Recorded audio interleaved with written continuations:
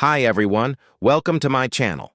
This is my first video, so thanks for joining me. Today we are going to talk about my 2022 Jolion Premium 1.5 Turbo and how it's holding up after 70,000 kilometers. The big question, is it still worth it? For me, yes, it definitely is. If I could go back in time, I'd definitely buy it again. The car still feels as solid as the day I drove it off the showroom floor. No rattles, no signs of aging. Performance still great, if not better. Now, with that said, there was a couple of quirks. Twice, actually. The infotainment screen started scrolling on its own. I think it was heat-related because the car was standing in the sun. The second time it just happened was very random. It wasn't hot or cold. There was no obvious reason. Turning the car off and back on seemed to fix it. Since then, it never happened again. There was a third incident, actually, but you will have to stay tuned for that one. The car got towed away on a low bed. Other than that, reliability has been excellent. We've taken long trips, too, for reference. We went to Cape Town, Durban, Kimberley probably like 5 times, Drakensville, and the Jolion handled them beautifully. On our Cape Town trip, we averaged about 6.5 liters per 100 kilometers, which beat the brochure's claim of 8 liters to 100 kilometers. The 6.5 is just my calculation based on the distance we drove before having to fill up again.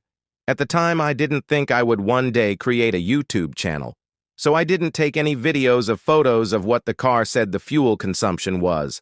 And honestly, I don't know, because I never checked.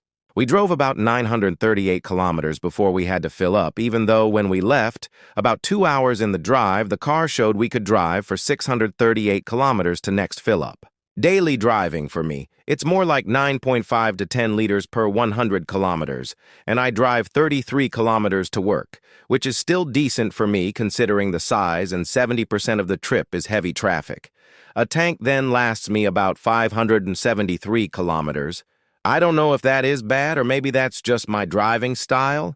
One thing to mention, in heavy traffic, when you're creeping along, the gearbox sometimes shifts between first and second a little awkwardly, like a small jerk.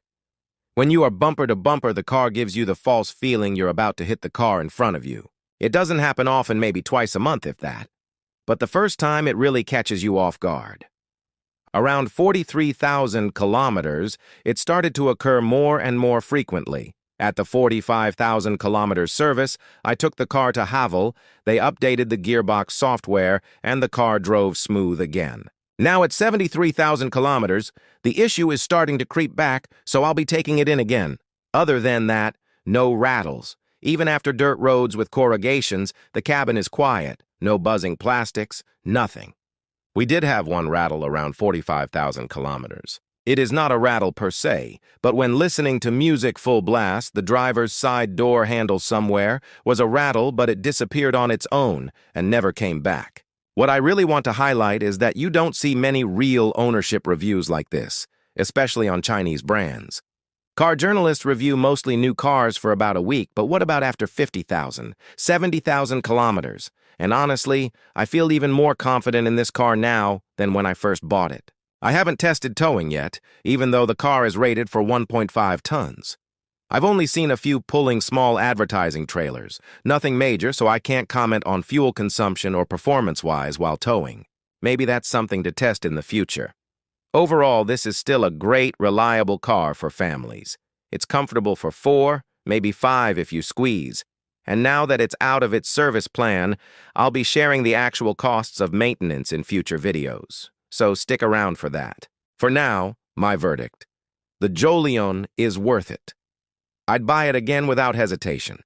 Thanks for watching my first video. If you found this helpful, drop a like, subscribe, and stay tuned for more real-world reviews.